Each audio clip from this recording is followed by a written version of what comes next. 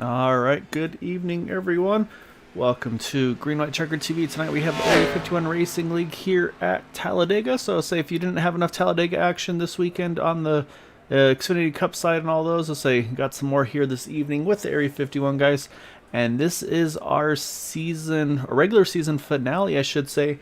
And Dale and I were just looking over the numbers, and it is going to be a tight points battle for this final spot. It's looking like at the moment here.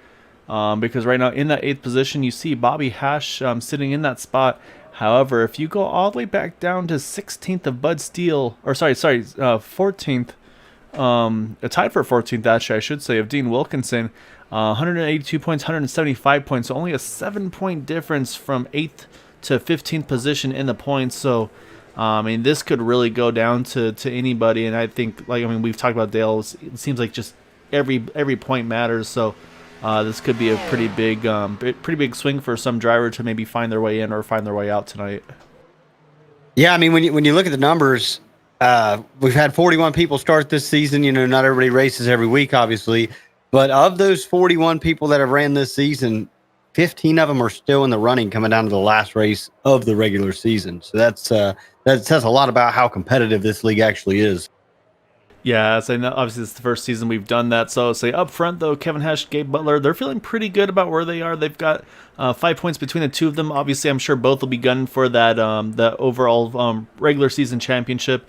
I say Kevin Freeze, he's missed a couple extra races than the other guys, but the races he's been in, he's just been amazing at. So he's solidly up in that 3rd spot. You see Jim Brooks there in 4th. Then say Matt Quick, Dude Conrad, Chad Wilkes. I think. A lot of those guys, I feel, Dude Conrad, Chad Wilkes, they can't feel super comfortable. I mean, they do have about about 14, 15 point margin over that 8th position. But I mean, we've seen these races, anything can happen. So I think if you're kind of in those top 4 positions, you're probably feeling pretty good. But after that, I'd say you still can't feel too comfortable as of yet in this last race of the regular season before we do that 3-race playoff here. Yeah, you know, there's another championship, I guess you call it, at stake here as well, and that's the team championship with Team Charlie leading and Roswell Motorsports only 2 points behind him currently. Yeah, exactly right. So say Kevin Hashman kind of leading the way for that team. Leading the way for that team with his win in the 4 top 5, 7 top 10s. He's had some really good results for that team. So that's going to be the other one to keep an eye out. But yeah, those two teams have definitely been doing been working really well together, and yeah, I mean, we've seen the Roswell guys. They seem to really kind of focus on that team side of things as well. So it's gonna be fun to see. Say qualifying just has completed though, so we're gonna go ahead and take a look to see who's gonna start where this evening.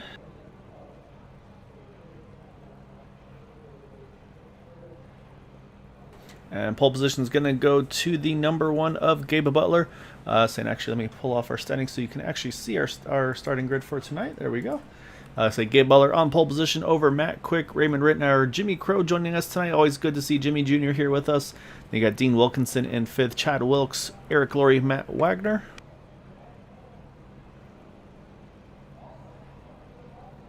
And 9th through 16th, Kevin Hash, Todd Merkel, Michael Spell, John Brill, Nick Monfretti, Quabi Brooks, Robbie Richards, Bud Steele.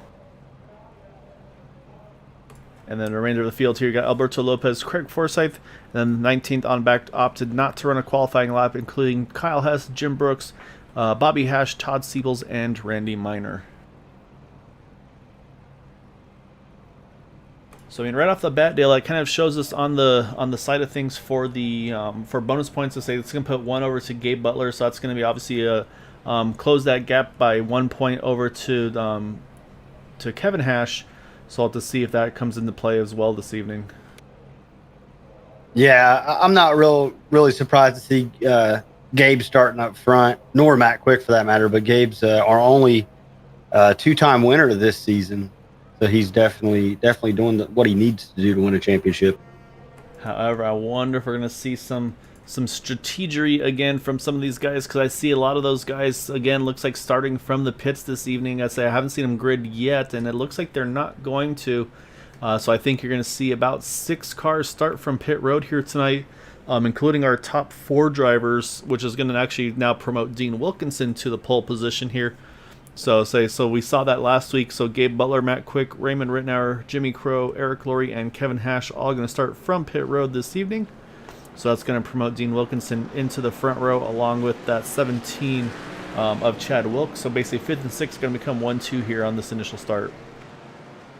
Yeah, and it only took them about 10 laps last week to catch back up. I suspect it'll be the same this week. Though the track's different, the strategy remains the same. Yeah, it's going to be curious to see how it pans out. So, you got the options. I mean, this is one of those things where kind of almost damage prevention, if you will. And we see kind of two approaches to this. Obviously, those guys are able to qualify up front, so they're going to be able to leave the pits pretty early, and they'll be able to get out of the pits quickly as well. That's like you don't have to let's say you're starting in the 20s, you're not to drive through all those pit stalls at pit speed to get out. Whereas you got those drivers like the Kyle Hess, Jim Brooks, Bobby Hash, Todd Siebels, Randy Miner. They opted to go ahead and stay out, or not to qualify, but still grid here, and so they're just going to kind of start here at the tail end of this lead pack. So, kind of two strategies for if you want to kind of cruise and be towards the end of the group here. Of course, though, Talladega definitely wider here than Daytona, so a lot more room to kind of move around. I think we'll definitely see a third groove form at some point or another in this race as well. Yeah, and I'd be willing to bet, to lay my money who I think is going to start that third groove when the time comes, but I don't want to say anything because we seem to have bad luck when we make calls like that. Yeah, we'll see how it all pans out tonight, but yeah, you always kind of have those couple guys you kind of earmark, like, yeah, I think that's going to be the one to make a move here. So what's going to happen is basically once that green flag flies, drivers will go for this initial start. After that, leaders have control of the restarts. But the other thing, though, is, of course, is once the field clears the start-finish line, I believe that's when the drivers that are in the pits, that they can leave the pits. So like Dale mentioned, so we'll probably see them cycle out probably about 5, maybe 10 seconds behind this lead pack once everybody gets up to full speed here. All right, pace car has ducked in, so they're going to come around the tri-oval. So I'm sure everybody's heard this millions of times about the tri-oval at Daytona, or Talladega, I should say. Daytona be right around here. However, you go all the way through the tri-oval to the exit of it before we get that green flag, and that's where the start-finish line is. I know on TV they'd never let you forget it, so got to make sure I do the same on my end here as green flag is out. And Chad Wilkes going to leave the field here. Yeah, Chad Wilkes and Matt Wagner there, they had a great start to this race. Wagner's right up on the bumper of Wilkes pushing through the corner. Yeah, saying we know Matt's been one that's been really wanting to kind of get that win here in this season. In this series, I should say. He's had a lot of close chances to do it. Just it hasn't panned out for him as of yet. But I mean, he's been putting himself in position more and more lately. I mean, that's what you got to do at these races: is get yourself in that position. Just kind of have to hope that things work out for you when you do finally have that opportunity. Yeah, it looks like we got somebody, that number 6 car is poking up high, trying to start a third line already, maybe. Yeah, it's Bud Steele peeking out on that top side, looking to the outside of John Brill, it looks like. So I don't think he's going to get really many takers as of yet. I think, because don't get any help, obviously. So he's actually made pretty good momentum on that top side, able to actually pretty much clear the 30 car. Obviously, you can see, and he does clear the 30, so move him up the spot right behind now the 81 of Todd Merkel. So you're exactly right, Dale. Say Bud quick on that top line there, and still, even now, he's still kind of just cruising up top here, not really trying to stay on that inside line at all. Yeah, if it worked once, I mean, as a driver, it's hard to think that it won't work again. Now he's got a little help coming up behind him. Yeah, so he's got number 4 there, Chad Wilkes. So it looked like Matt Wagner kind of peeked underneath the 17 there down the back, swing around him. So we do have 3 wide here for just a little bit here. Again, a lot safer, a lot easier to do here. But you still have to mind your movement here. So you can see the 30 John Brill kind of trying to stay in line there. Had a little bit of a bobble there. But it looks like he's thinking about maybe trying to make that top side happen for him as well, but opts to stay in that middle groove. I'm wondering what Quabi Brooks is going to do when he gets up to him. You know, he can drop down to the middle, he can stay in that high line and kind of push Chad Wilkes and Bud Steele along, as he completely does the opposite of what I'm talking about and goes to the bottom. Yeah, I was saying if I was him, I actually probably would have been doing the exact same thing. This is actually kind of the perfect spot to be in. You're in the lead pack here. You're on the inside line, which usually gives you kind of some more options in case something happens in front of you to avoid an incident.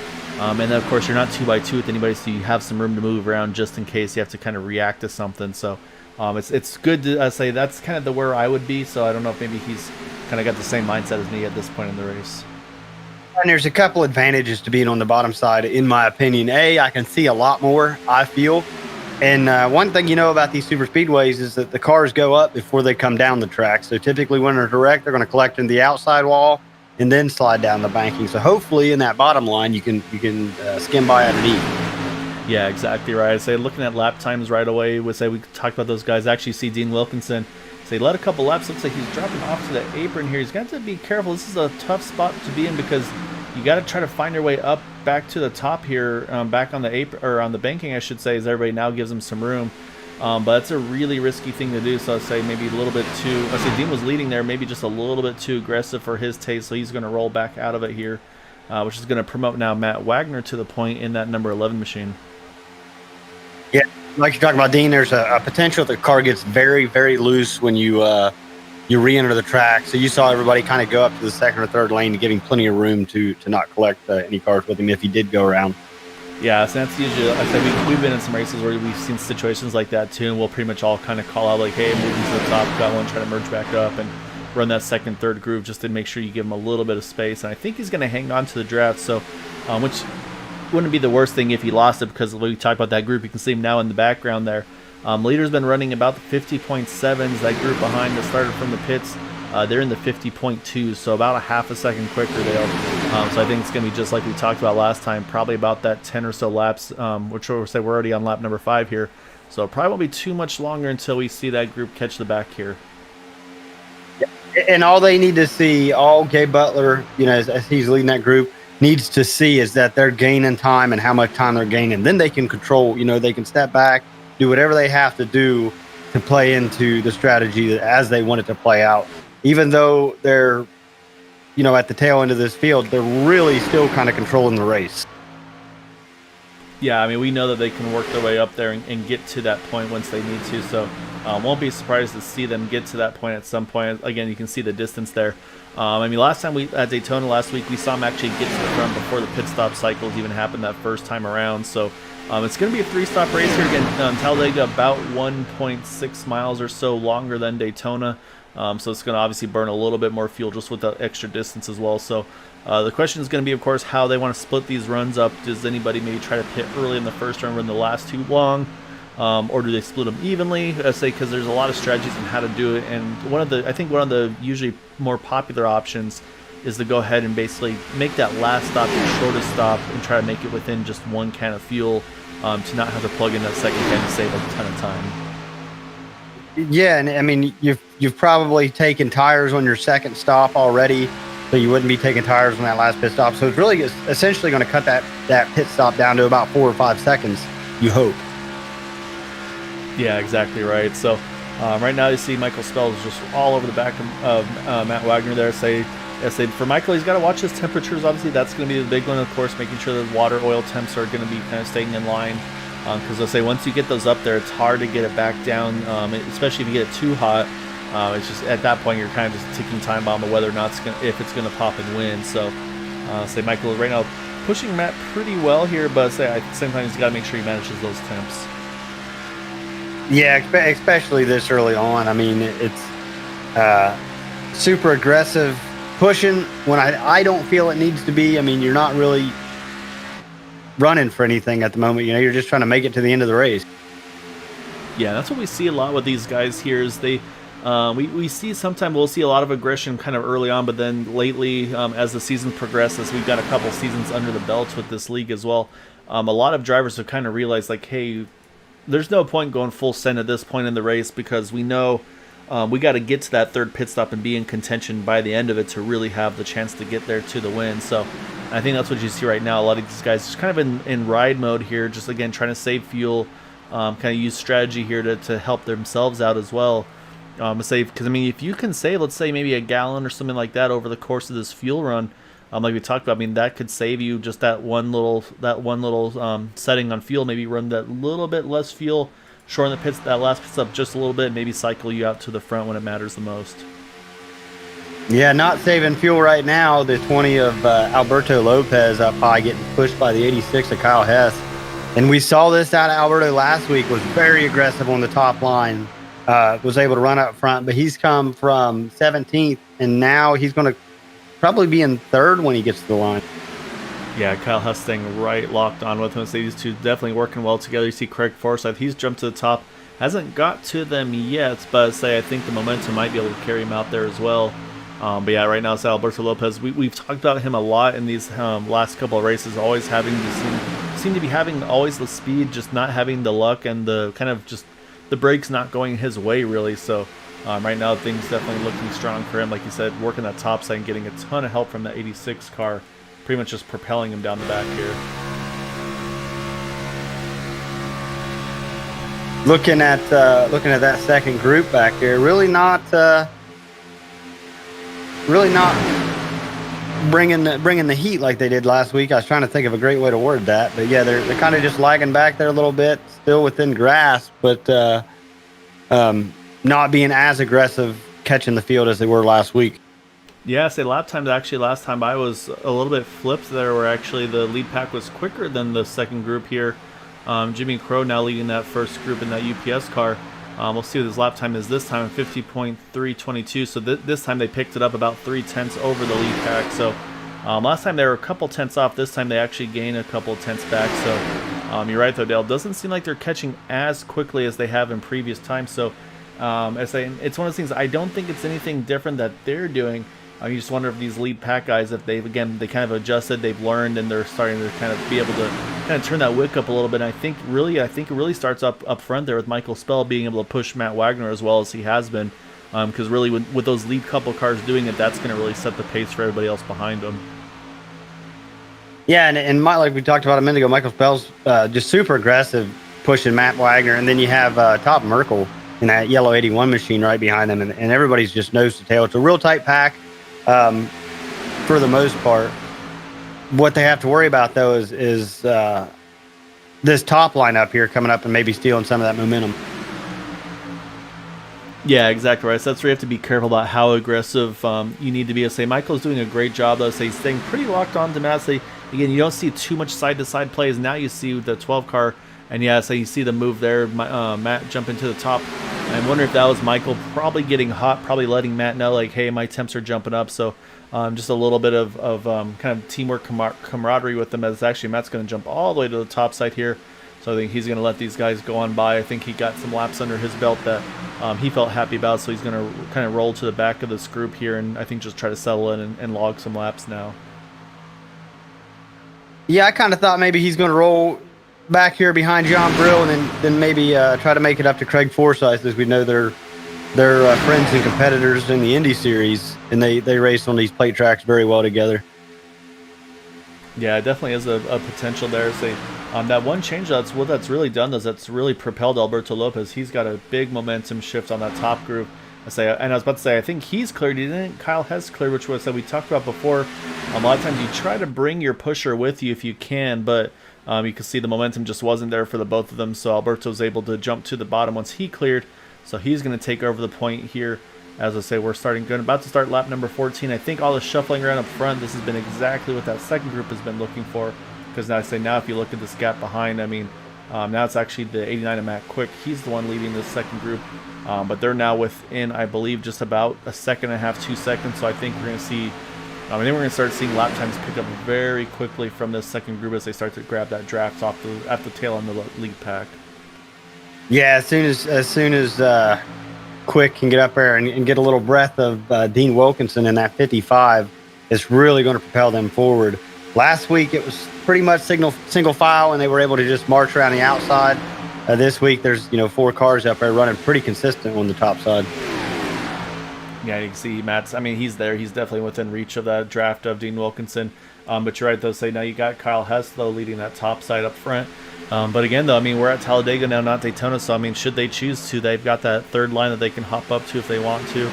And, I mean, I've seen before, too, where you kind of make some strategy calls where we had one race, or I think it was actually last week, where I believe it was either a second or third stop, and by the time they got to that lead path, they pretty much went ahead and jumped in to make their pit stop and not really have to get in the middle of that fight. So I don't suspect we'll see that here. I think drivers, again, I think they can go probably about 5, maybe 6 more laps on fuel.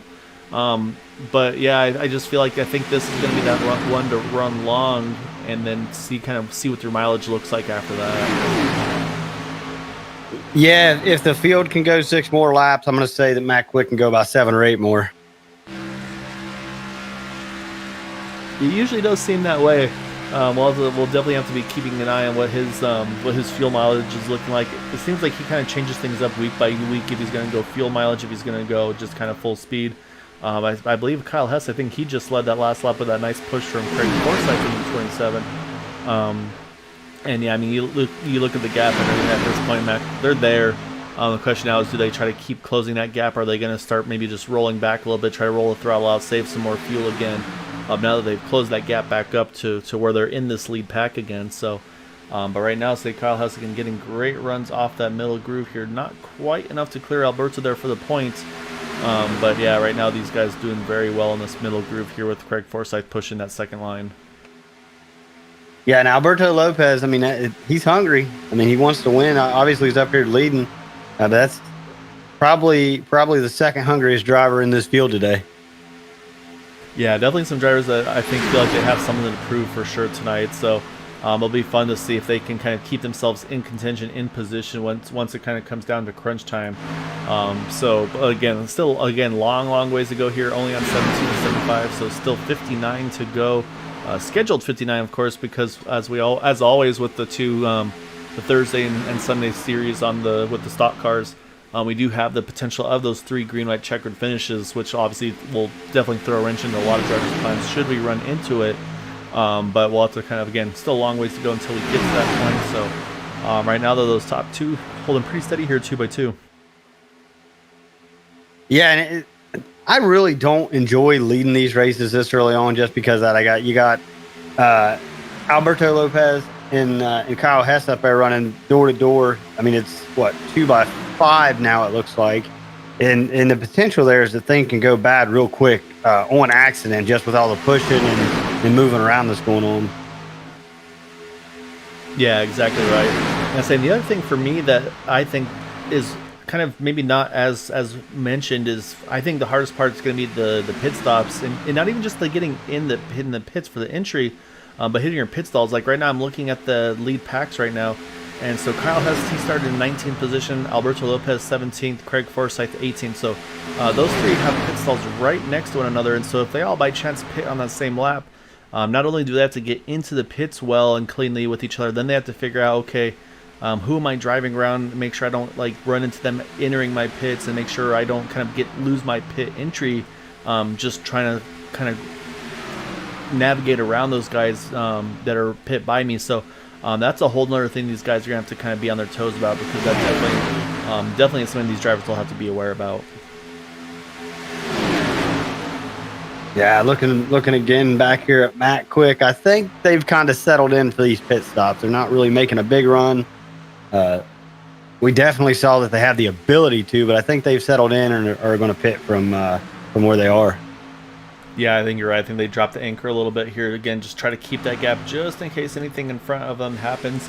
I'll say that, like you said, though, Dale, I mean, it's been, I wouldn't say too dicey from, like I said, a lot of 2 by 2, but you can see everybody's starting to spread out here. I think everybody's starting to try to position themselves for this pit stop. As you can see, pretty much just about everybody minus 3 cars right now running single file.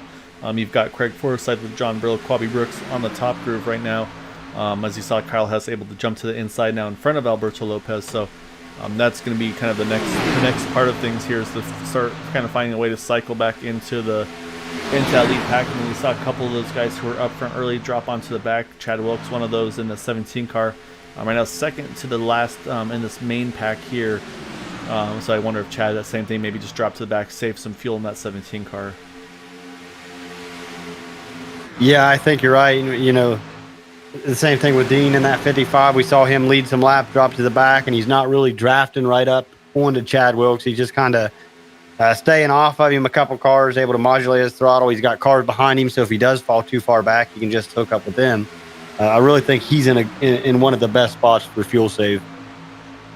Yeah, so and then you kind of wonder, you kind of then decide the next part on that one is, let's say, obviously, week in, week out, we talk about Matt Quick being kind of the fuel saver of the bunch, but one that I say just depends on where they started. If everybody was able to kind of get to the inside and then just cruise on the inside line, And say a couple that we're looking at. One of them was Todd Merkel, like you mentioned earlier in the 81. He's been about the third, fourth car in that inside line. As you see, John Burrell going to sneak around the 27 there of Craig Forsyth. I think Craig is going to try to shuffle his way towards the back to get in line for a pit stop most likely. But the other one I was thinking about there is also the 29 Nick Manfredi. I think Nick, you see, he's been kind of giving himself a little bit of space between guys in front of him. And you see a lot of, I see a lot of drivers starting to find their way into the inside. I see a lot of just kind of, not teamwork, but just respect from one another to like, hey, okay, yeah, we're going to be having some pit stops here in just a little bit, so let's get everybody to the inside line. So everybody looks like they're starting to organize and get ready for this first round of green flag pit stops. But like I said, though, Dale, you got to be very aware of who's pitting around you. So right now I think the trouble spot could be third, fourth, and fifth. Michael Spell qualifying in 11, Todd Merkel 10th, John Brill 12th. So those three sitting right next to one another here in the pit stalls. So they're going to have to make sure that they can kind of communicate with one another to make sure that, like, hey, I'm going to be coming in a little bit earlier than you for my pit stall and things of that nature. Yeah, and another spot, you look back there, Bobby Hash, Bud Steele's a little bit further forward, but then you got Jim Brooks, Todd Siebels, and Randy Miner that are all going to be pitting right there together as well. Yeah, and it looks like that second group, it's going to be go time for them. And so we talked about this last week too, Dale. I think now they're kind of going full send here. And I think what we saw there was, again, they didn't have to run the pace lap, so they probably were able to save maybe a couple tenths of a gallon, maybe at most half a gallon of fuel. And so say they're jumping to the top side here. They're going to try to gain as much time as they can before that inside line hits the pits. And say one car I see that jump to the top side and maybe try to be the one to lead that. It's going to be that 53 Quabi Brooks. We can see they're just going to go right around him on the top groove here. Say he was able to, I say you have the space to be able to do so. So I'm curious to see, does he try to jump here and squeeze the gap between those cars or not? Looks like he's going to stay pretty committed to the middle here. But if we see this lead pack come in, which I suspect we're going to see very shortly, which, say, well, right now he's just kind of, unfortunately, kind of in no man's land here in the middle. Yeah, and Quabi, we've seen him up on the top line all day, but it's a little risky to jump up and try to block either Matt Quick or Gabe Butler. He had that gap there. He could have got in. Just not worth the risk this early on, in my opinion. Yeah, okay, it's not. Again, this isn't crunch time. This isn't running to the paycheck kind of a thing. So it's still a long ways to go. But I'm a little surprised to see him jump to the middle instead of the inside, or stay in the jump to top instead of staying on the inside like he was. However, even with not having any draft around him, I mean, he's actually, I don't know if it's just the draft in the air around him, but it's actually keeping him pretty far forward here in this group. Yeah, he hasn't fallen back nearly like I would have expected. He's slowly falling back, but what we've seen in the Cup car this season, and in real life, obviously, once you get hung out like that, it's straight to the back of the pack. Yeah, so usually deemed the sucker hole. And interesting to note here, Dale, I think again my fuel mileage numbers are definitely not what the drivers are getting here, because we're on 25. So next time by is going to be 50 to go, which is going to be that 1/3 mark that we kind of talk about all the time. That could put him in that window to make it a two-stopper. As you see, Quabi gets a big run somehow down the middle. He's going to be able to jump to the lead of this inside line. Again, something to think about there. I mean, we saw how much momentum he's in that middle groove. So I mean, that's pretty impressive, and honestly did not suspect that would happen there. As now here comes some of the first guys to go ahead and pit.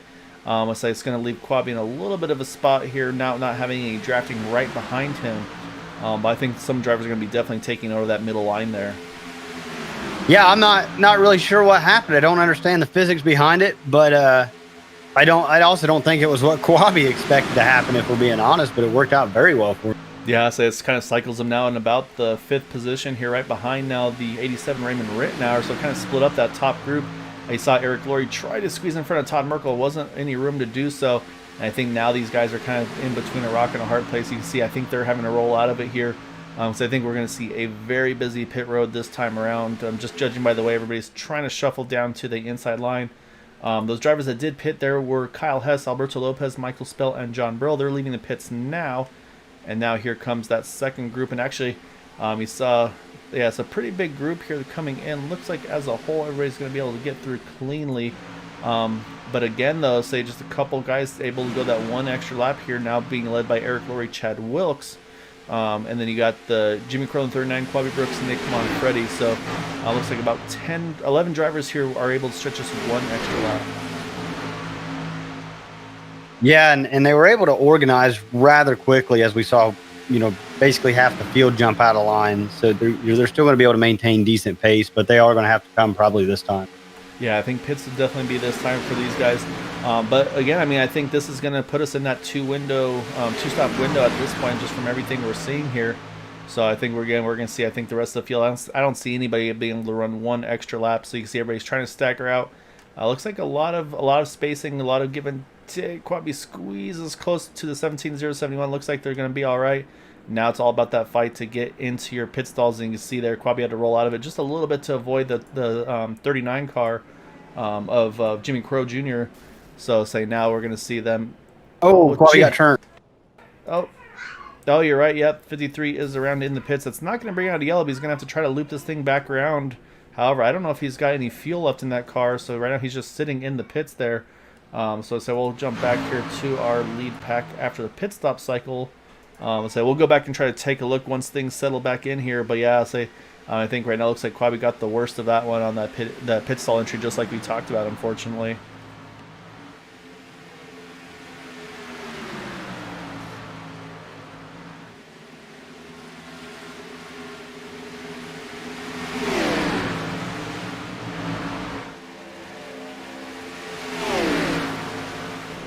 Now you can see these front four are going to be taking over the point. Going to be the one of Gabe Butler, 89 Matt Quick, Raymond Rittenauer, and Kevin Hash. However, I think, again, you can see how pretty well assembled the rest of this group is here. So I think they're going to be able to tag back onto the back of these guys once they kind of get their momentum back up. It looks like Kyle Hess going to lead that segment on the top side. They've got about 5 cars strong with Chad Wilkes. Now he's just got up to speed on the 17 on the inside groove. So this is where people start getting a little bit antsy here. And then unfortunately, it looks like a couple of drivers that got the worst of that pit stop cycle, other than the 53, were the 6 of Bud Steele, 27 of Craig Forsyth. As the 53 just now leaving pit road, I think that was having to take a tow to get back. And I have a feeling that was due to running out of fuel there in the pit entry and not being able to fire back up to get into that, get into the pit stall there. Yeah, he was a little slow, and that was part of the issue there. So I imagine he was coasting down anyways, and possibly ran out of fuel coming off the 4. Yeah, I mean, unfortunately, exactly what we talked about, Dale. That's you got to get to the pit entry, but then say your job's not done, then you still got to get to your stall and hope that everybody's kind of communicating with one another to make sure that you don't get that exact thing to happen to you. So what this has done, though, we still got, for the most part, it looks like about, I want to say about the top, let's say 16. So I think Nick Manfredi might be one of the last couple in this draft group, the 101 of Randy Miner, as well as Todd Siebels. He runs the fastest lap of the race, trying to catch back up to this group there in the 45 car. The guy that might be, he's just losing the group now is the 76 of Jim Brooks. So he's going to fall off the lead pack here. He's going to have to kind of probably fall back to that 12 of Robbie Richards. Again, just to kind of minimize the time loss. And saying a little further back that we talked about Craig Forsyth with the 27 of, and the 27 car 6 of Bud Steele. They're going to pick up Quabi Brooks, so they're going to have 3 cars here in this group. Maybe again try to help the speed out with these guys overall to kind of improve all their chances to not get put down extra laps here. Yeah, and we haven't really seen it spread out like this in a couple weeks. The pit cycles have been pretty clean, and most everybody's had great luck. And this was, as far as pit interest, was one of the cleanest we've seen all season. It was just guys getting on, making contact, further down pit road, whatever that's caused some problems for a few guys. Yeah, so unfortunately, I was looking around to see where everybody else was. I'll say we unfortunately missed the pass for lead Matt Wagner. He takes over the point. I think he had some pretty good help, it looks like, from the 86 Kyle Hess, Michael Spell. We've seen those two in second and third. They've been really good pushers in this beginning portion of the race. So I think again, running order shuffling a little bit around right now. Right now, the driver who I think is kind of in a really good spot on the fuel side of things, as I just about to talk about him, he jumps up to the top groove there. That 39 of Jimmy Crow, he pitted the last of pretty much everybody and is the furthest up of those that pitted last. So he's got basically 2 laps on Kyle Hess and Michael Spell, 1 extra lap on Matt Wagner. So I'll say that 39 is going to be doing pretty well on the fuel side. It looks like he's just excuse me. It looks like he's just going to roll back here.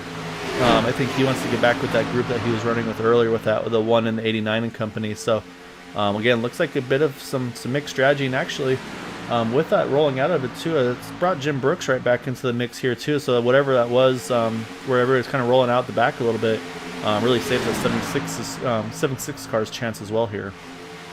Yeah, and that was just a lucky break for Jim Brooks, as he was definitely going to lose the draft, but now he's in good shape. So right now, got about a 7-car breakaway here. You see, obviously, we talked about Matt Wagner, Kyle Hess, and Michael Spell. John Burrow, he's holding solid right now in that 4th position, that number 90 Country Time car. We talked about Todd Merkel, he's holding right now solidly in that 5th spot. Say Alberto Lopez is in 6th. A little bit of rear damage to the 20 car in the back bumper. Looks like he may have got some contact either on the pit entry or maybe at entering the pit stall. And then right now, the last car in this first little group here, that 29 of Nick Manfredi. So right now, yeah, about just a 7-car breakaway to see Matt Wagner. He's going to jump to the top here. Again, I think letting Kyle Hess take the point there. I think, again, we talked about those temperatures. Just some teamwork going on with these guys up front. Yeah, and that was about as smooth as a transition as you're going to see. Matt was able to just drop right back into 2nd place, so it worked out very well.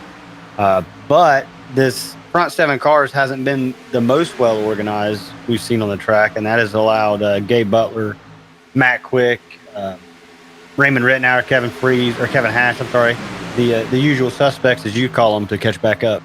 Yeah, so also we saw them at the back of this lead pack here just a little bit ago, starting off with that 45 of Todd Siebels. He's now got that 101 of Randy Miner, the 55 Dean Wilkinson. They've locked on together, and they're starting to make a charge here for this front group as well. So I say it just seems like a lot of jockeying for position right now. I'm not sure again if this is strategy or what's going on. Because I mean, you even look now back and you see the one of Gabe Butler and Matt Quick and company. Usually you're going to be running the yellow line pretty much the whole way around here. It's not like obviously on the Cup side of things in real life where you can run the wall and just keep the momentum up so much more. You usually pretty much do that here, but on the inside line. But it seems like these guys are kind of just moving around, dicing around, just trying to, I don't know if it's trying to learn something or just seeing what they can do, and maybe just trying to learn a little bit here coming to get to once we get to kind of more of the final stage of this race. Yeah, if there's a trick or a way to find a little more speed on these plate tracks, this group's gonna find it, or they already know about it. And I lean toward the latter. So I think they just kind of pull little tricks out of their pocket when they need them, and never show the full deck of cards, if you will. Yeah, so I always want to leave a trick or two up your sleeves before it's really time to kind of go for it all here. And saying the other thing, of course, is to mention, we talked about that points going into see a couple cars blinking a little bit, so that's going to always cause some concern there. But you've got to think about some of the guys that are part of that group that might be just a little further back in the points that are kind of on the edge. I think Bobby Hatch was one of those that I had mentioned in the 3 car. So I kind of wonder if maybe at some point they're going to try to rally around him, maybe to like, hey, let's try to get one of our guys and make sure he gets into that top 8 in the point standings as well. So that's going to be something else we got to watch out for, is if maybe there's a little bit of teamwork and some camaraderie, if you will, to help some of these guys to try to get them in that top 8 chase. Yeah, absolutely. One thing, Gabe Butler and Matt Quick, they're not really running bumper to bumper like they had been, and that's because they don't have to in the current position they're in. But here in a lap or two, I suspect they're going to jump to the top side, and then we'll see the pushing and shoving start. Yeah, so I think it was like last time. Once I think that pit window starts to open again, that's probably when they're going to turn it up to 11 again and start going after it one more time. So, like I said, I'm going to pull up my point standings again here to take a look at things while we watch these cars run around again a little bit. Because again, we talked about that 8th place in points is that number 3 of Bobby Hash sitting in the 8th spot. The car behind him in position is going to be that 071 of Eric Laurie. So that's kind of a tough position to be in, because I say those two kind of run with the same crowd there. So that's going to be kind of I wonder if they'll just be like, okay, well, best man gets in ideally between one of the two of you. However, we talked about some of those other guys that might be trying to kind of mix it up a little bit too. One of those being Todd Merkel in the 81. He sits in 4th right now. So obviously that's going to be a good position for him if he has the opportunity. And then Matt Wagner and Quabi Brooks, they're right there in that running as well. So Quabi obviously not in a good spot with what happened to him in the pits, though. but Matt Wagner holding solid in that second position. So still, it's a lot to play for here, and yeah, it could be really close on points once we get this one under completion. Yeah, but Quabi's the only car one lap down. So if there is a caution that comes out and he's not involved, obviously he's going to get his lap back. So I don't think he's in a horrible position, because I do suspect that we will see at least one caution. Yeah, so it's something you kind of expect at the plate races. Now, as we said it though, so you see the top line starting to make another big push here. Again, the 45 of Todd Siebels. Todd making a really good push. Todd also, he's actually tied in for points with Quabi Brooks in that number 53. So Todd in the 45 car, so if he can try to make a push, maybe get a lap lead, that brings one bonus point over to him. That could go a long way for sure as well. So he's got some help from that 55 the 55 Dean Wilkinson, Randy Minor right behind him. And then you've got the 90 of John Brill in there as well. And that front group, particularly John Brill, was half a second faster than Gabe Butler and company. And you saw this time they were able to actually clear two cars there, Dale, the 45 and the 55, able to jump to the point. So now John Brill, he's going to lead that top side with Randy Minor in the 101. But critically for Todd here, I mean, if he can get this lap lead, that's going to be a bonus point for him. Like I talked about, there's some ties in that position, so that'll break the tie with that 53 car as we just cross the halfway point in this race. Yeah, and every point, we talk about the bonus points so much because they all matter. I mean, we've seen it last season in the Cup Series. This season, as close as the battle is currently, like you said at the beginning of the broadcast, this is the regular season finale, so they have to get all the bonus points they can today. Yeah, exactly, Ryan. So that might be, again, we talked about some of the strategies. Unfortunately, it looks like you see they're coming up on Bud Steele, so this could throw a wrench into the 53's plans here, Dale. Because like you talked about the caution coming out, if it comes out in a kind of in between where the 6 is lapped and maybe where the 53 catches the 6, that would actually put Bud here in the lucky dog position. So that's something we'll have to keep an eye out for as well. And did notice there, I think that was just a strategy call there for the 45 Todd Siebels. He got that lap, then once he got that lap lead, he rolled right back out of there. So I think he just wanted to get that one lap lead here and then go back to kind of pacing himself and putting himself in position to the end. Yeah, and that's having that kind of mindset and that kind of foresight to, hey, I just need to get up here, lead one, get the point, break this tie up a little bit, and then the willingness to fall back in the pack. I think it says a lot about him as a driver. Yeah, and I mean my brain goes back to obviously very different situations, but the Atlanta finale years and years ago, where Alan Kwiecki, he knew that he was doing the math in his head while he was racing. Made sure he had that extra bonus points for leading the most laps of the race, and I think he wound up leading it winning that bonus points by one lap over. I'm trying to remember if it was Davey Allison or who it was. There maybe unfortunately my history is not that good, but I mean, and that wound up being the difference in the championship with that strategy of staying out that one extra lap and getting that extra bonus point over his competitors. Yeah, and the real impressive feat is, he's driving a race car and figuring that out in his head. They didn't have all the computers and all the timing loops and everything we have today. Like he was keeping track of that, doing the math in his head while driving a race car. Yeah, no, he was definitely 1 in a million in that number 7 car. So unfortunately, definitely one that I think a lot of people still definitely miss. I know Chase Elliott's going to be doing a throwback honoring him with that Hooters paint scheme. So that's been really cool to see. Again, just all the support that you see, especially I love those throwback races that we see. Darlington especially is one of the main ones. We see some of the guys do it here as well. So we know Chad Wilkes, he's been having a lot of times he'll have that nice throwback car on his cup car. But yeah, so it's been really fun to see those guys do that kind of thing with this league as well. Yeah, absolutely. Kind of settled out here, minus John Brill in the 6 car of who is that? Bud Steele. I'm having trouble today. No, it's Bud. Yeah, I was gonna say actually I was kind of surprised. I really thought Bud was just gonna kind of roll and just take it easy here, but he's trying to push that push that 90.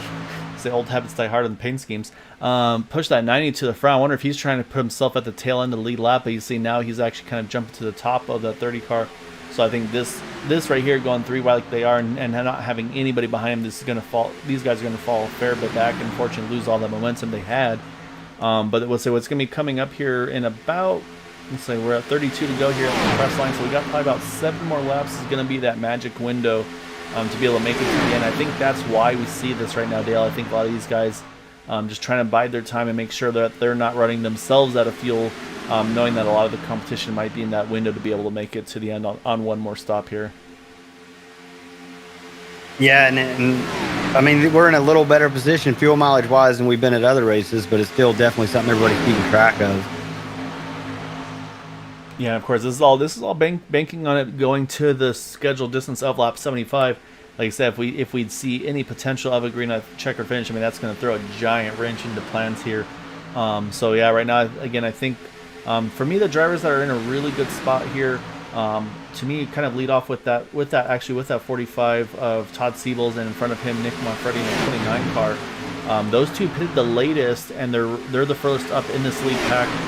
Randy Miner also in that group, Jimmy Crow as well. So you got about 5 drivers there right now, right around the top 10 position here. That can go maybe just that lap or two further. As you can see, there's that swap between Matt Wagner and Kyle Hess to the point. So yeah, so I say these guys, again, just the teamwork of these guys working really strongly together. Yeah, I'm surprised, and I don't know if they changed something and I missed it, but with all the racing that Bud Steele and John Brill's been doing together, they haven't fallen back. They've been side by side a couple laps. They're single back out now, but they only fell back 4 or 5 cars, which I would have expected it would have been a lot worse. Yeah, I wonder if the pace is just, there is really, again, like we talked about, just people aren't really showing their hand that they have right now. Because I mean, you see the top 3 are staying pretty close to each other on the inside line, but after that, you've got pretty much every car's got about at least a half a car to a full car length between one another. So definitely not the aggressive drafting like you see on the top side with Bud Steele trying to push that 90 of John Brill to the point. So yeah, so right now it's just kind of, again, just kind of a cat and mouse game, really. It feels like, I think a lot of these guys are just waiting for that last pit stop, and I think that's where we're going to start to see kind of not the gloves come off, but I think that aggression is just going to start ramping up once that happens. Yeah, and the green flag pit stops. I'm struggling speaking. These green flag pit stops, in my opinion, are the highest potential for a caution to come out, because everybody's going to be coming down at once. We talk about this all the time, and that's, to me, the worst part of the racetrack, is trying to get slowed down out of 4 into pit lane safely. Yeah, exactly right. And the other thing that's going to be very intriguing right now, so right now Jim Brooks, I believe, still the last car in this lead pack. I'm trying to see where he is on the ticker here distance-wise. Looks like about 3 seconds off the leaders. But then if you look back to where Craig Forsyth is, it's about 8 seconds off, it looks like.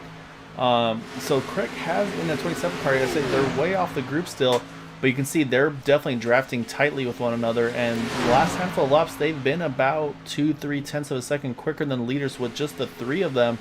And so that's going to be Craig Forsyth, Robbie Richards, Quabi Brooks. So I mean, if they can keep doing what they're doing here as well, it's not out of reality that they might be able to find a way to get into this lead pack here still, before this pit stops happen. It'll be tight, because we've only got probably about 3 more laps until the pit window opens for some of these drivers.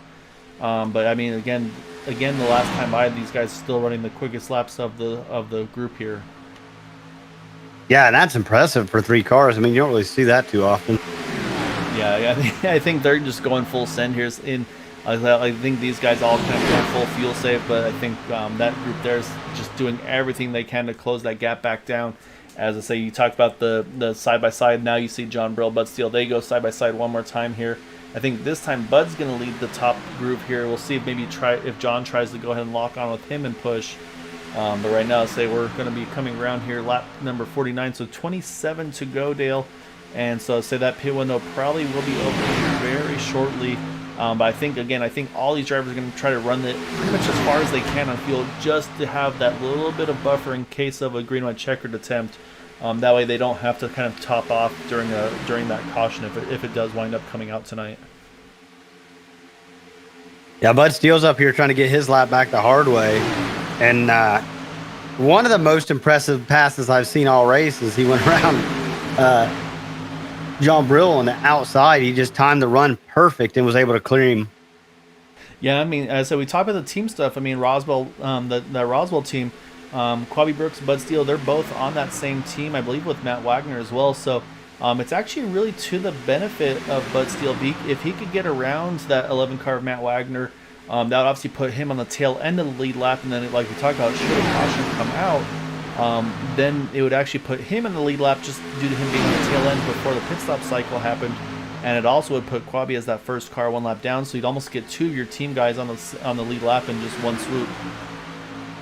Yeah, and it's a 2-point spread on that team championship right now, so that'll be huge for them if they can make this happen. Oh man, I'm looking at the lap times again. Lead that last lap by Matt Wagner was a 52.0. Craig Forsyth was a 50.5. Dale. So he was, a second and a half quicker. You see the 89, he pits in here. And they're there, Dale. That 27 car, Craig Forsyth, they have caught this lead pack. It took the whole fuel run, but they have got to the back of that 76 of Jim Brooks. And not guys we normally talk about as being like the fastest guy in a draft pack. These are just three guys that hooked up and was able to make something happen. And the other thing that came out of that, though, I'm not sure if it's going to pop up on our screen or not, but that last time by Craig, it wasn't the fastest lap of the race. That goes to Todd Siebels with the 49.202, but Craig ran a 49.909. So the one thing that you do notice there, Kyle Hess, he pits by himself here, unfortunately. But you can see, I see a lot of shuffling around here, Dale. I think pit stops are just about around the corner here, so I see a lot of cars starting to jockey for that position to get to that inside line here. Yeah, Quabi Brooks takes that momentum back there to the high side, which we've seen him up top all day as we have 3, 4, 5 takers to pit road. Oh, Michael Spell, Matt Wagner, super close on the entry. They looks like they're all right, though. Alberto Lopez, Nick Manfredi, Craig Forsyth all hitting the pits there. So that's going to cycle things over now to the 81 of Todd Merkel. And we talked about Bud Steele right now, Dale. That puts Bud at the tail end of this lead lap with where he's sitting in that 6 car. So we're in the middle of the pit stop cycles. But again, as I said, we talked about that potential of a yellow. This could come into a huge benefit for them. One driver that looks like got a little shuffled out from this is John Brill here. And I don't believe John had pitted. I think he may have had something happen. I think he ran out of fuel there, Dale. Trying to get down to the bottom, just was not able to. Yeah, and that's a tough break. On this Bud Steele thing we got going on here, it's worth mentioning that he can go for about 12 more laps on fuel. Yeah, so here comes the second group of cars. Gabe Butler, you see locking them down, an aggressive entry there, but able to get it slowed down, I believe, in time. So that's going to be Todd, Gabe, Eric Laurie, Bobby Hash, Jim Brooks, Robbie Richards. And that's going to now cycle the point back over to the 45 of Todd Siebels. And now here comes that second group. We talked about Matt Wagner and company, Matt Quick and company. So I'm doing the same thing as you now, Dale. They're starting to push that top side here before their pit stop cycle. Yeah, and that again, it's going to unfortunately put Bud Steele back 1 lap down. Yeah, but now the trick is, depending on how many more laps these guys can go, this actually could be. You see the 45, or you saw the 90 car just rolling on the apron, trying to make it back to the pits. That could bring out a yellow. And I think you see a few guys reacting to that. They're going to jump right back into the pits here. Hopefully beat the yellow. And I see, it's an aggressive entry. Matt Quick touches the grass, hopefully able to get it woed down in time. So now the lead's going to cycle to Raymond Rittenauer in that 87 car here, as he's trying to kind of work between some traffic as they get fully up to speed. I'm not sure if they got caught in a bad position. I saw Matt Quick jump to the bottom. He obviously had to go to his pit box right now. But Kevin Hash and Raymond Rittenauer were stuck on the outside of Bud Steele, so I would imagine they wanted to pit together and just weren't able to. Yeah, so this also might be them trying to split things up a little bit to be able to not worry about running over one another. So say this should be our last group of drivers to make this pit stop. Raymond Rittenauer, this is lap 28 for him and Kevin Hash. I don't know how they stretched it that far. And so here these guys come. This will be the 4 of them. As you can see, the Jimmy Jr. right there, Chad Wilkes there as well. It looks like they're all nicely down to speed here. So that now with this pit stop cycling through, now we're just waiting for everybody to get fully up to speed. So say Matt Quick, he's leaving pit road now in the 89 car. But if we look behind, you're going to see some momentum. It looks like it's going to be Michael Spell leading the way with a big push from Matt Wagner. So I think at the moment we'll see where this last group of cars with Raymond and Kevin and company pit. But this right now could be our race lead here. Who's that with Todd Merkel? It looks like maybe Gabe Butler taking a momentum to the high side. Yep, Todd Merkel, Gabe Butler, you're right. They're on the top group. It's just the two of them right now. And I'm just now seeing the 87 and those group leaving the pits. Chad Wilkes as well. You see, they're just about to hit turn number 1 and 2 here. And they're, let's say, so yeah, this group here is going to come by with a pretty full head of steam. So right now it looks like we're going to still have a really good group of cars here up front. But yeah, right now it is going to be the 88 of Michael Spell. Oh, I saw that Raymond Rittenauer. He had a bit of a moment at the pit exit, gathers it back up, doesn't lose a lot of speed. He's going to grab right back onto the tail end of this draft here and try to regroup here. I'm not sure if there was a little contact there that sent him sideways, but he was able to catch it. And business is picking up, Dale. You see the 89 of Matt Quick. He is locked on with that one of Gabe Butler. They're working the top side. You got Matt Wagner and Michael Spell on the inside line. Todd Merkel's with that group as well. The 071 Eric Laurie's here as well. So you can see everybody's just pushing for all they're worth right now. Now that we've got this last scheduled pit stop out of the way here. Yeah, and I mean, as clean as this race has been so far, I wouldn't be shocked to see the aggression really, really heat up here, as everybody, to my knowledge, still has a fast repair. Yeah, I believe you're correct to say there may be a one or two that we missed, unfortunately. But you see Matt Quick, he went to the inside, but now the 81 of Todd Merkel, he's getting help from the 07 Laurie on the top side. And then right behind them is that 12 of Robbie Richards. So I say they cycled through to the front. They got to the bottom, but now the middle line again starting to pick up momentum as well here.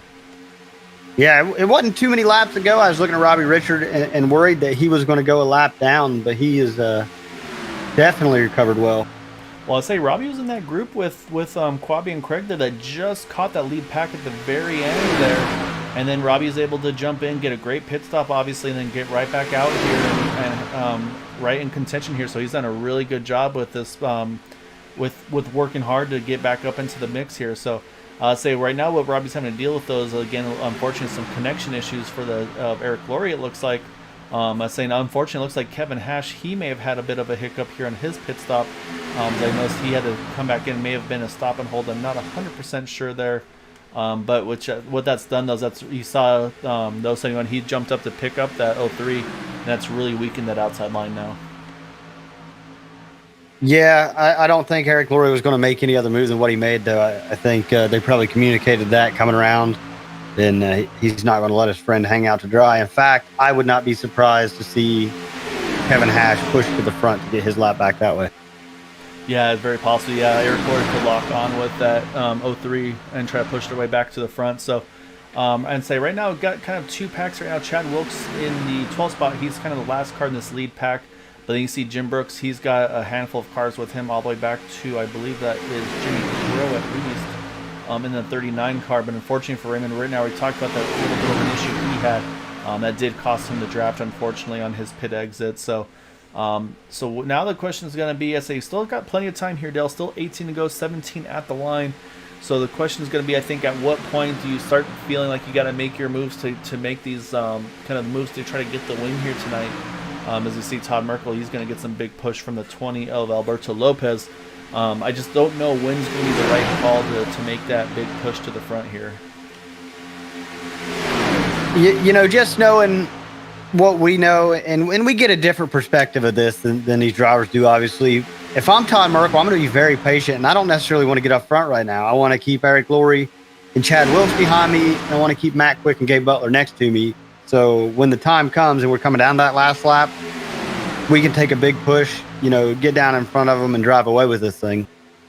Yeah, and I think the other thing we saw before is see Jim Brooks. He has caught that group, and he's taken his momentum straight to the middle group. He's going to work his way now behind, I believe that's the 45 of Todd Siebels. But, I mean, we saw last week that inside line, they just got pinned to the bottom. There's nothing they could do. So I feel like the drivers that were in that position, like that Matt Wagner, you kind of wonder at some point they're going to be like, okay, when I get the opportunity, I got to get to the middle, maybe top here to really try to make that final push to the end to try to get a win here tonight. Yeah, you know, we talked earlier on, we was talking about how much you could see and about, you know, how it affects crashes and all that being on the bottom line. When you come down to the end of this race with 15 to go, it's a whole different story. Yeah, you're exactly right. So the other thing that's going to be going on here at the same time, Dale, is we are going to have a lucky dog battle, because right now it's going to be between that 53 of Quabi Brooks and the 03 of Kevin Hash. They're both in the same lead pack right now. So it's really all about which line has the momentum. And say right now Kevin Hash has it, but they're both in different lines. Kevin's on the inside line, Quabi's on the outside line. So it depends on which line has the better push. Those positions could change. And as I say that, this last time by round, the 53 did have his nose just ahead of that 03, but now you see the 03 on the inside group. He's been able to nose himself just a little bit further ahead of the 53. Yeah, Quabi keeps looking high, like he's gonna go around Jim Brooks there, but he drops back low. I know he wants to get that lucky dog if the opportunity is there. As you see again, he's poking high in the corner, so I'm not sure if he's waiting for the right time, or maybe he just doesn't want to pass old dad. Yeah, say, or maybe he's trying to like show his nose. I'm assuming they're in the same Discord channel, but yeah, you kind of wonder too. It's like you kind of peek your nose up there. It's like, hey, look where I'm going. Let's try that. But like we talked about, let's say there's the time and place to do it. Say we're still 14 to go there. So I say I don't know if it's really time to kind of sound the alarms to make that big push to the top line as of yet. But I say at the same time, though, I mean, we saw Jim push Quabi to a win in this season, so I'm sure Quabi would love to be able to return the favor, to be able to do the same to that 76. But as I say that, I think I just saw him duck to the inside there, and yeah, so he's going to line up here now behind that 03 of Kevin Hash. But again, he's got to be aware of that, though. So he might need to think about running a different line than that guy, just because again, you never know what's going to happen where. So if you're following that car, that's going to hurt your chances of being that lucky dog's car. No, you're right. There, it looks like Randy Miner's going to look to the outside. Yeah, you're right, Randy. All the way to the top there in that Navy machine. So again, no help as of yet. The one I'd be watching for with him, though, would be that 45 and the 55. I believe those guys are all part of the same group as well. But I think right now, I think what we're seeing here is just everybody starting to bide their time, waiting to when's the right time to make the big push to the front here. So I say right now, if you're Matt Quick, you're probably feeling pretty good about having that one car of Gabe Butler behind you. But at the same time, too, you've got a lot of organization up behind you with that 81 and the 20. And then again, I mean, it's just the two of them. They don't have, you see the 071 Eric Laurie, he's there, but he's on the other line. And so you probably don't feel as confident because in third on the inside line, you got Michael Spell, Robbie Richards, Matt Wagner, and then Nick Manfredi. So there's a handful of guys there that could definitely try to shake things up for you guys here coming to the end. Yeah, if anybody does, or when they elect to go to start that third lineup, they're really going to have to commit to it, because we're 2 by 6 or 7 now, and once you get up there, you're not going to be able to come back down. Yeah, exactly. Right now, Bud Steele does hit the pits. As you mentioned, Dale, he was able to go further. That's as far as he could take it. So right now, our lead pack, we've got 15 cars on the lead lap in there. And, of course, we got a couple of lap cars in this mix as well.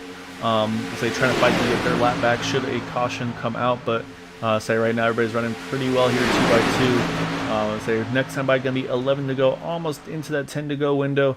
And I think, again, I feel like it's going to be around, I think, about 7, 6 to go. I think that's where things are going to really start picking up here. Yeah, and big move there by Todd Merkel. Yeah, he wanted that bottom line. He wanted it now. Yeah, you see Matt Wagner just laying on to the back of him. Now you see just pushing him away from the rest of the field there. And so I think what we might see here is, let's see if Gabe Butler can clear himself. And yep, there they go. They both are able to clear the 81 of Todd Merkel. And so they're going to jump right back to the outside after he was able to squeeze right in front of that 89 car. And they see, a lot of shuffling around. This is where things get really dicey. Everybody hung on to it here, so now just got to hope everybody's able to grab back onto this draft though. Yeah, able to keep them gathered up, but it just completely broke apart this lead pack. So this could actually help that third car now with Todd Merkel if he can start getting some help here. The problem though is that car on the outside now, that's going to be that 071 Eric Laurie. He's got Chad Wilkes with him now as we do get the 10 to go here. So now again, the question mark is going to be, when do you make these moves? The one driver that really got hosed out of this whole deal though is the 3 of Bobby Hash. He reacted to it, he got out of it, and unfortunately at the moment it looks like it might cost him the lead draft. I think you see Kevin Hash trying to pick him back up here. I think that's against some teamwork going on with these guys. As we talked about, I mean, right now Bobby is right in that window, right on the kind of on the border of making it to into that final 8. So we'll see if Bobby and Kevin, if they can hook up together and kind of manage the gaps between the draft and each other to bring Bobby right back into this lead pack here. Yeah, I'm not really sure what happened back there.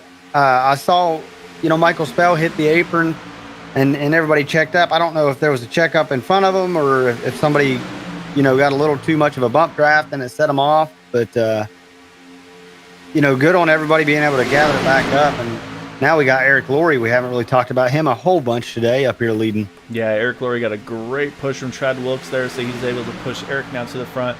So you got 3 of those guys down the inside. You've got Eric, Matt, and Gabe on the inside groove. But then I say if you're Chad Wilkes, I mean, you got some help behind you. You got a fellow Ford there, or actually a couple fellow Fords there. You got the 55 Dean Wilkinson. As I say that, Matt Quick, he gets the momentum he needs. He jumps back to the top here. So I say right now, just it seems like you can get to the 89, but then I think what's happening is that car who's pushing just is not able to stay alongside, and that's what's allowing Matt to be able to jump back to that outside line and be able to jump back to the front here.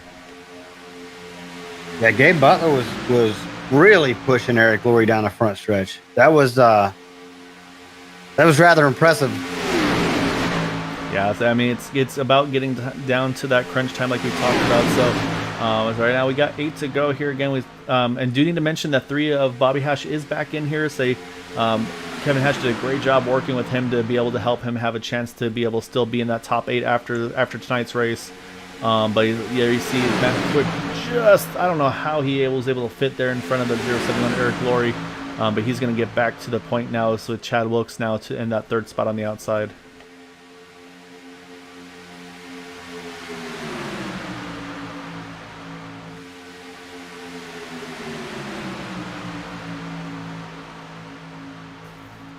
Oh, contact. Oh, we got a big one here, Dale. We got, I think, a push gone wrong. We got a lot of drivers involved here. Unfortunately, it was a handful of our leaders as well. You can see a couple of them got through there. But then, unfortunately, we saw a lot of others get caught up in that one. I think Chad Wilkes was definitely one of the front runners in there. See the 88 of Michael Spell as well.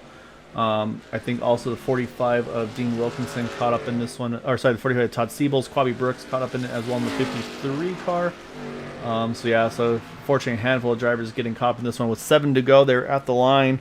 So that's going to bring us under our first caution of the night. And that's going to kind of shake up the way this race was going there to the end. Yeah, a driver that was not caught up in it, though, is that 03 of Kevin Hash. So that should give him the lucky dog. Yeah, we're going to go back and take a look here. And I think it may have just been a push gone around. We're going to watch the 89 and the 071 here as they go through the tri-oval. So I'm not sure where the push came from. But I see Eric Laurie. You see Eric Laurie is just a little staggered off to the right rear of Matt Quick. Nothing Matt can do. He tries to catch it, and then just slight contact to Chad Wilkes in the 17 car, and then from there, just everybody's kind of just along for the ride. So you can see the 45 Todd Siebels. He gets caught up in there. You see the 29 Nick Monfretti also. I say in the smoke you can kind of see that 03 of Kevin Hash there. We'll jump over, trying to see who else is in this one as well. It looks like as a whole, these guys did a pretty good job of avoiding it being a lot bigger than it could have been. I thought it was going to be way worse than it was there. Let's see, I couple. Yeah, there's Quabi going to the inside. Well, that's the other car I saw there.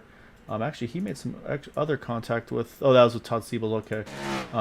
So a handful of cars involved in this one. You see the damage to a lot of those cars from the incident as well. But so now the question is going to be: we talked about fuel, Dale.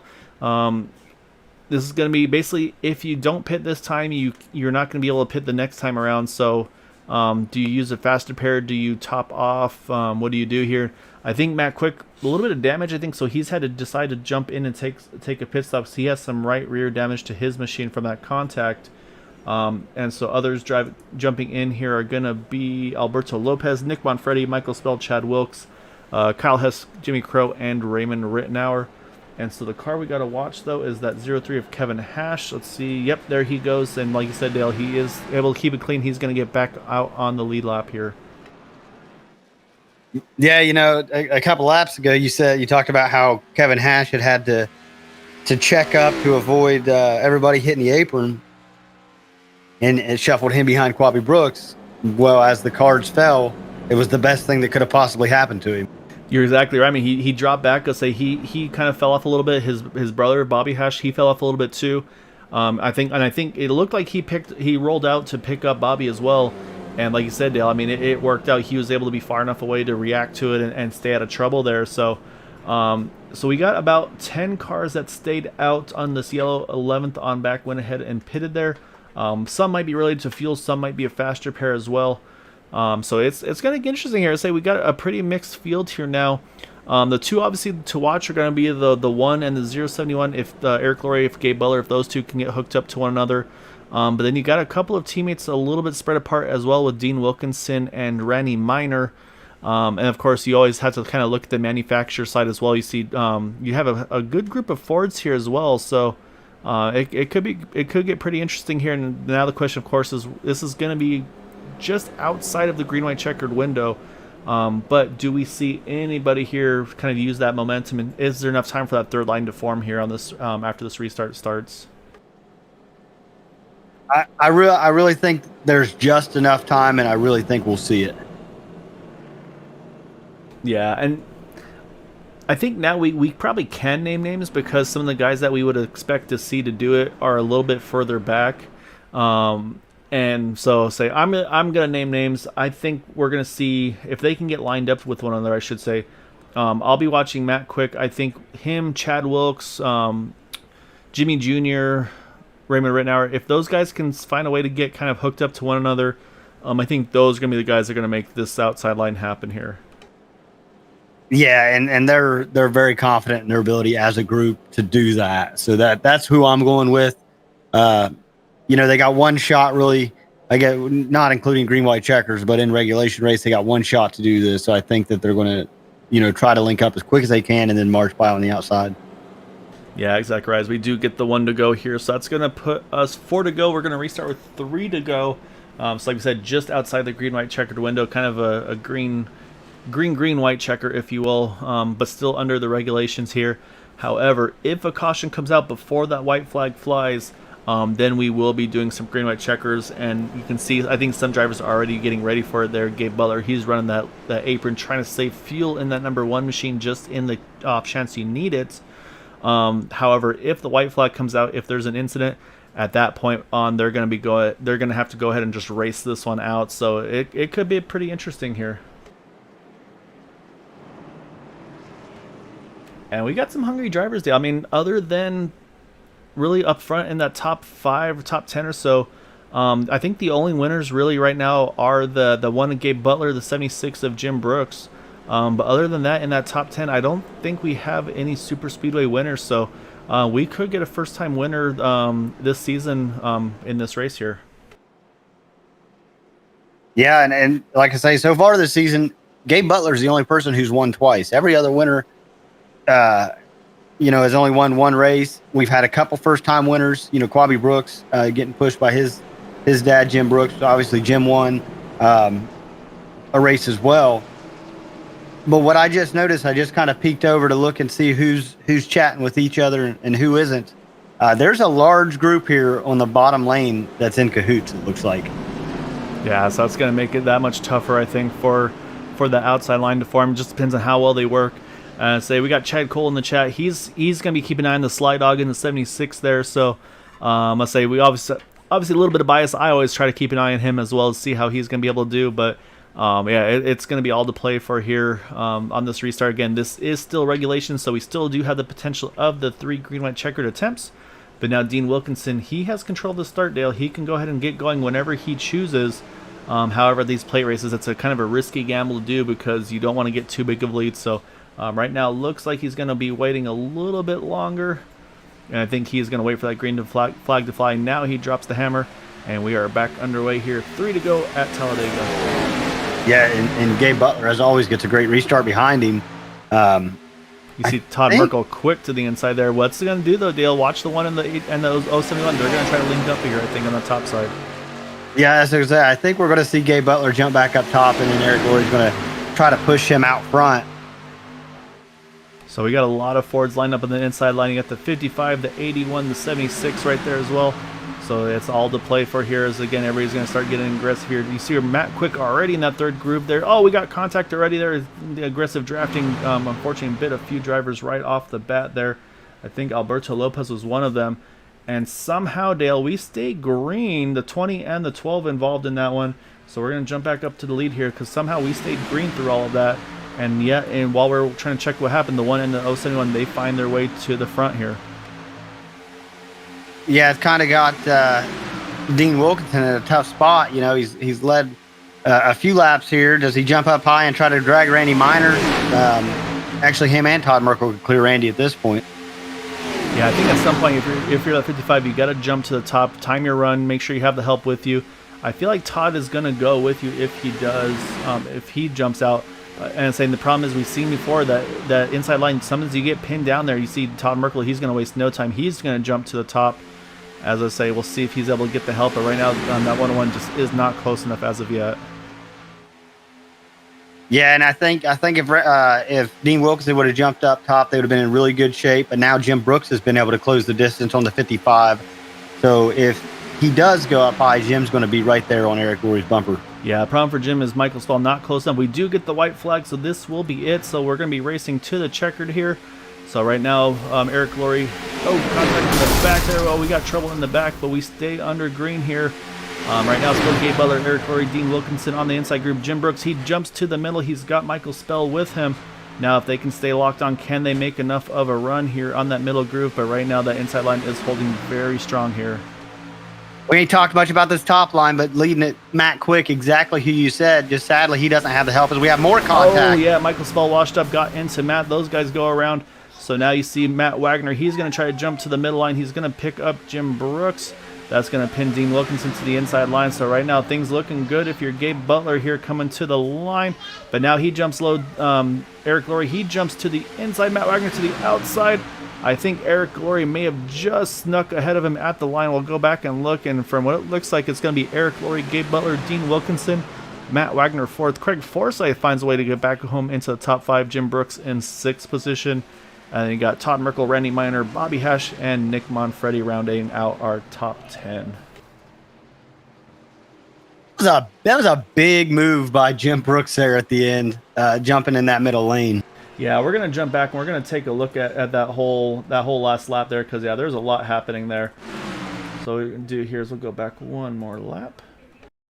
All right, so this is the white flag lap here. You see Eric Laurie locked on with Gabe Butler. You see the contact in the back there. It's the first incident there that took out a handful of drivers. And then let's say we saw a little further out. Let's say we talked about Jim. He made that big move, jumps to the middle with Michael Spell.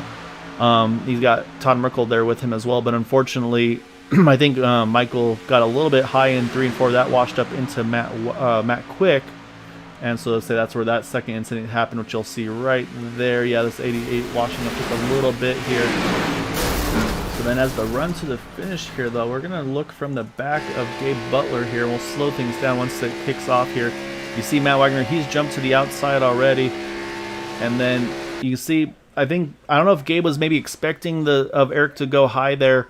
And let's say then Eric immediately was able to cut down to the inside. Say it could be a little bit of some team play as well, so you don't want to kind of make assumptions there. But yeah, you're right. Then as they come across the finish line here, though, this is where everything, you can see the 55 Dean Wilkinson just really committed to that inside line all the way through there. You see Matt Wagner just trying to get as much momentum on the top side as they come across the line here. And so you can see right there the 071 with the push from the 55. He gets the win. Gabe Butler going to grab second, Dean Wilkinson in third, and then you can see Matt Wagner grab that fourth position. So pretty wild restart. I say somehow I'm amazed we actually kept it green there at the end with that incident that we saw before the cautions flew. However, the happiest driver of that bunch is going to be that 071 here of Eric Laurie. Yeah, it's going to put Eric Laurie in victory lane for his first time this season. It was one of them drivers that was tied, so he really needed to make up quite a few points. And it also shows him being scored for Roswell, so that's going to help them on that that championship standing. Yeah, that's right. So on the team side too, it's going to be a huge boost for that team as well. I think also for Roswell, Matt Wagner's in that fourth position. So yeah, so really good results by them as we watch. As they gonna kind of catch up here because we definitely want to watch that 071 of Eric Laurie celebrate here. But yeah, saying as soon as I get the points updated, I will let you guys know. So that's going to be obviously critical for the event tonight. But I think there'll be a lot of happy drivers there for Eric getting his win this evening.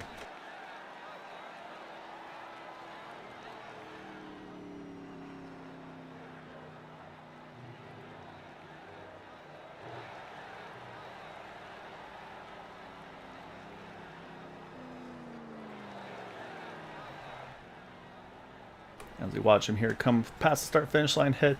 So nice part is Talladega, you got lots of asphalt to use to do some celebration. As Eric Laurie goes ahead and starts burning it down here right at the edge of turn number 1.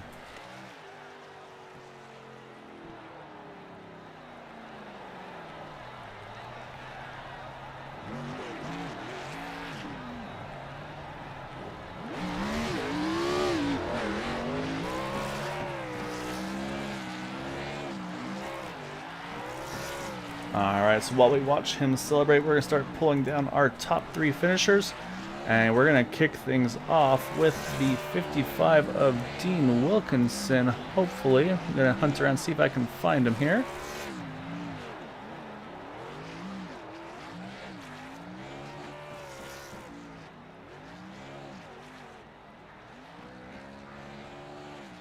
Not finding a Dean as of yet, so I'll keep an eye out for him. So what we'll do is we'll actually switch over to our second place finisher. Start off with that number 1 of Gabe Butler as we still watch Eric Laurie celebrate here on the front stretch.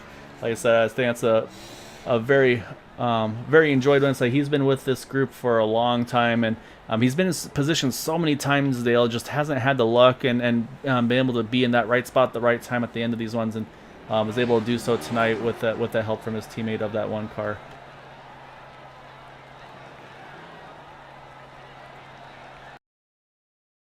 So what we're going to do now is we're going to switch over to that number 1.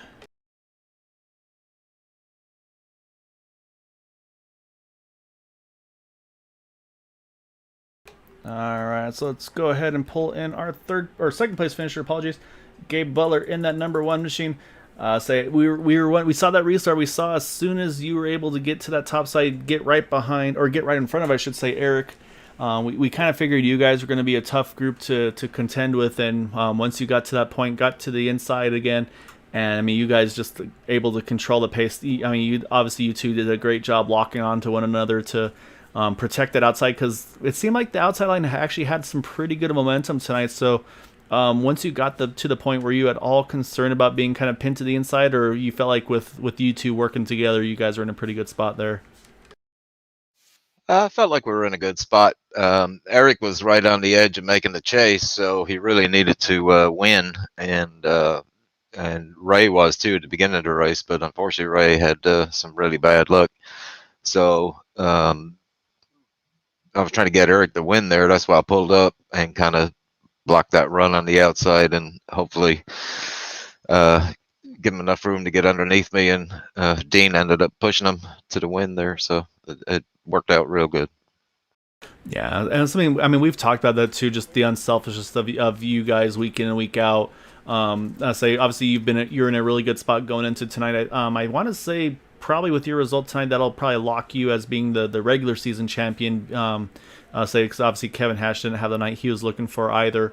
But I mean, yeah, and obviously we saw again time you guys started from the pits. It seemed like it took a little longer this time to get all the way back up to the guys than last week's deal. But then I say the pit stops, it seemed like that just really spread everybody out tonight. Seemed like everybody was really kind of on top of their game with the pit stops to keep within range of you guys through that pit stop cycles. Yeah, everybody did a real good job in their pit stops, it looks like tonight. But yeah, when the race started there, we were catching them there a little while, and then we started talking about fuel, and we figured, well, we can catch them, but we're burning up a lot of fuel here, so we kind of backed it off a little bit and kind of basically equalized it. And then we figured, when they were coming up on pit stops, we'd starting to go again, and that's when we start pushing it. And we were kind of hoping the pit stops would cycle us out front, but everybody tonight did a real good job on pit stops. They hung with us, so fair play to everybody there. Yeah, so, I mean that's really what they got to do. I mean, so I think you've really kind of had everybody really kind of step up their game, which so I'm sure for you guys, obviously, being competitive, it's always fun to have that little bit of extra challenge as well, to be able to still be in those positions, but having to work that little bit extra for it too. But yeah, like I said, I mean everybody did a really good job tonight. Just the one yellow here this evening.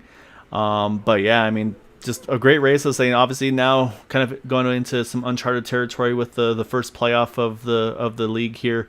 So it's like kind of a 3-race deal. The first 2 races, kind of break it down from the 8 to the 4, and then that final one for it all there. So obviously the first 2 I believe are going to be iRacing Superspeedway, then Talladega or Daytona, I'm sorry, and then finish it up here again at Talladega for that finale. Any mindset? It's like obviously it's going to be a little different than what we're used to here. Yeah, it is going to be different now with this chase format. So, but I mean, bottom line, if whoever's in front of me, teammate especially, I'll push as hard as I can to get him the win. Now, if it comes down to the point where one of us has got to go, then gloves are off. Yeah, it's gonna be a lot of fun to see how it all pans out. So we'll try to get the points up before you sign off here tonight to see who's all gonna be in that top 8. I know for sure you'll be in there. Say again, I think you are likely the regular season champion. So congrats there. So you've done an awesome job all season long. I say would have been obviously win number 3, but just again being the great teammate you are, working with Eric there, trying to give him the best opportunity for him to get in as well. So it'll be fun to see how all the numbers pan out there tonight. But definitely, though, want to give you the floor, though. Any thanks and shouts like you like to give for that run tonight? A big shout out to all the guys that I race with. Fantastic group of fellas. And a shout out to the rest of the drivers tonight, man. I mean, that was a pretty awesome race. Everybody minded their P's and Q's, and everybody had great pit stops, it seemed like. So, I mean, overall, it was a great race. And big shout out to Area 51 and yourself for doing the broadcast. It's always fun to be a part of it. So yeah, congrats again, Gabe. Look forward to seeing you next week at iRacing Superspeedway, and we'll see what you guys have in store for us over there. Looking forward to it. Appreciate it. All right, Dale, that is our second place finisher, Gabe Butler. Unfortunately, I do not see Dean Wilkinson. I don't believe we'll be able to get a chat with him. However, what we can do is we can pull up that nice Tide ride, though, in that number 55 machine. So Dean Wilkinson, our third place finisher this evening. So he was there a lot of the time here this evening. Dale was in a good position there, but just seemed like he was pretty content on staying on the inside line at the end. Didn't really want to kind of jump up and I think just put himself at risk. Say if anything happened there at the end. So, but still, I mean, a really good run for him in that 55. Yeah, the best run we've seen all season. So good on him. Yeah, I agree with you there. So. That being said, though, we gotta jump it over to our 071 of Eric Laurie. I think he's around here. I'll pull him on in. All right, Eric, obviously you've been in contention a lot of times. Just seems like more often than not, just the brakes don't work out for you. Tonight you were able to get those brakes, be in contention at the end. Obviously initially locked on with Gabe there, giving him huge pushes there to hold on to that lead. And then obviously, we've seen the teamwork from you guys week in and week out. Kind of tonight you're a bit of a beneficiary of it with him making sure you're able to hopefully make that top 8 to get in contention in the playoffs there. But I mean, just take us through the race, because that was obviously first starting from the pits, having to work your way back up there, and then having to get through those green flag pit stops, and of course that final restart where at that point everybody's going for all they're worth there. Well, the race went pretty good. I was happy with everything. I do feel bad about wrecking Matt there, but other than that, the race went well for me and the team, I guess, other than having a few problems. Yeah, I mean, I was saying you could probably speak to that. Unfortunately, I mentioned the contact there. Just with, I mean, of course, these cars drive a little bit differently than the Cup cars, and of course, now with the package change on the Cup side, obviously, you guys can lock on and push like you used to be able to do with the Cup cars as well. when you were able to push the Cup cars, was it different at all? Feeling like were you able to maybe lock on a little easier with the Cup versus the Xfinity cars for when you kind of get to that point where you have to start really kind of push and shove to the end? Oh yeah, the Cup cars are a lot better to get a hold of and push like that. These cars are pointed a little bit, and I don't think the bumpers line up well enough either, so it kind of makes it a little light on the rear end when somebody gets right up behind you. Yeah, and yeah, we definitely saw a couple of instances where that happened tonight, but like I said, you were able to keep yourself in contention there. Obviously, hooked up with Gabe there at the end, and just again, well earned. I mean, you've been in the mix a lot of times. There seems like more often than not, if there's bad luck, it somehow finds a way to get you. So obviously, I'm sure it's going to be nice first to get that monkey off your shoulder, and then I can confirm with that win tonight, that bumps you up into 6th position in the points, so that'll put you in that top 8 to be able to fight for the title here with that 3-race playoff. So yeah, just definitely want to give you the floor though here, Eric. If any thanks and shouts you'd like to give for getting the win, and of course, and then being a part of this 3-race playoff coming up. Well, I got to give a shout out to my teammates and Gabe, exactly the one tonight. Really appreciate it, Gabe. Now, say it's hard for us to say. Now you got 2 more to go to get from that 8 to the top 4, and then of course it's all on the line again here at Talladega for that final 4 in a couple weeks' time. So, yeah, just great job though tonight, Eric. Congrats on that win. I think there will be a lot of happy people seeing you get that win this evening, and say look forward to, like I said, get that monkey off your shoulder. Maybe get some more after this one. Oh yeah, I'm just glad it's over with now too. Well earned again, Eric. Enjoy it, and I'll say we'll be seeing you next week for those playoffs. All right, thank you, and thank you for all the good things you do for us. I appreciate it. You guys make it easy for us to put on these broadcasts. So yeah, I mean, for us, I'd say I think it's hats off to you guys for putting on great racing week in, week out. All right, Dale. So that is our race winner in that 071 of Eric Laurie. And we talked about the points being tight, and they did not disappoint, Dale. And it is going to be very tight, and some are not going to be very happy with how tight it is for them on the wrong end of the thing, on the side of things. So I'm going to pull up our point standings here. So of course some of these things could be subject to change, but I believe it includes the 1 drop week, so you can see it shows the 8 races. Oh, actually it's not updated. Let me update that.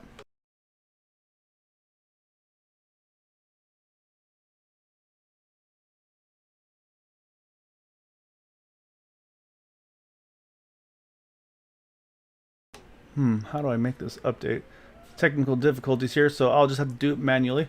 So our top 8 in points going to go into that final 3 races of the playoffs.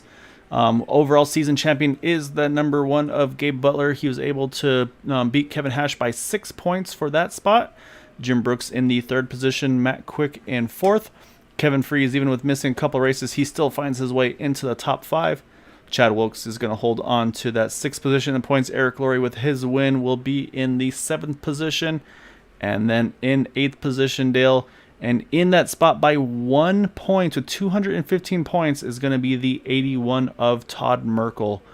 And unfortunately, 2 drivers that were just 1 point shy of it tonight, Dale, are going to be the number 11 of Matt Wagner with 214 points, as well as the 55 of Dean Wilkinson with 214 points as well. Those guys tie for the 9th position in points to try to make it into that top 8 battle for the playoffs. So we talked about the bonus points. It could go just 1 point each way, one way or the other. And unfortunately tonight, went in the benefit of Todd Merkel, did not do so, unfortunately, for Matt Wagner and Dean Wilkinson. Yeah, and that win, Dean was up there running very well, still ran a great race, finished 3rd, but that win would have kept him, or put him in the chase rather. Yeah, I mean, it's so hard to know what the right call is going to be at the times, but and that's how these things come to play, unfortunately, from time to time. But we talked about that it was going to come down to probably single-digit points, and it did so again here tonight. So and like we talked about the bonus points, I mean, Eric Laurie, he finished with 223 points. So I'm not sure how many bonus points he had with that. But it did put him 8 to the good over the 81 of Todd Merkel. So definitely, I think it definitely played a role. But I think even had he finished second place where he was sitting, I think he probably would have been safe still. But again, hats off to those guys for just doing exactly what they got to do to try to help their friends and teammates out to be in those positions. Yeah, I mean that was racing unlike we've seen this season. So I'm really happy with what we saw today. Yeah, it was a dicey one for sure at the end. A lot of big moves there. And say in the end though, say Gabe Butler, Eric Laurie, they found their way to the front. They were able to hang on to it. So we got to go over our final race results here tonight. So Eric Laurie getting that win over Gabe Butler, Dean Wilkinson in third, Matt Wagner in that fourth position. Then you got Craig Forsyth, Jim Brooks, Todd Merkel, Randy Miner, Bobby Hash, Nick Manfredi rounds out our top 10. And actually something to mention with Todd Merkel, I'll say that 1 point difference, if he had been able to get around the 76 of Jim Brooks, that's just that 1 point there. And that would actually put him tied for that 8th position. I don't know if there's tiebreakers or if it just would have changed the 8 to the 9 for the playoffs, but that's just how close it is. Let's say one position any race, and that's how it shakes out. 11th through 20th, you've got Chad Wilkes, Matt Quick, unfortunately. So we saw some of those guys get caught up in that last lap incident. Michael Spell, Kevin Hash, Kyle Hess, Robbie Richards, Alberto Lopez, Jimmy Crow, Raymond Rittenauer, and Quabi Brooks. And the remainder of these guys, again, not having the nights there, looking for either Bud Steele, John Brill, Todd Siebels in the 23rd position. All right, Dale, so that finishes up our regular season here with the Superspeedway series. I'll say this is the first of our 3 races that will be going to the playoff system. Next on Tuesday, we'll have the Indies series. That'll be their season finale, regular season finale, and on Thursday, the Cup series. I know you'll be back with me for that one as well, for the Cup series regular season finale. But that's it for the Super Speedway side of things. We'll have to see how these next 3 races are going to unfold. And we're going to have 8 drivers for the first time with Area 51 battling it out for that playoff championship this season. Yeah, it's going to be exciting. Really interested to see what happens as far as everybody's strategies. You got a lot of teammates with these guys that want to see them win and want to see them win championships. Yeah, I think there's going to be a lot of. I think the team play is going to be really big on this one now. Like I say, I think you'll see some guys really trying to help out some of those guys that are in that top 8 that maybe didn't make themselves but are still going to be committed to one another. So it's going to be a lot of fun to see how that's going to pan out for sure on this site as well. So, but yeah, I mean, as always, Dale, appreciate you being up here with me. It was another awesome race by these guys.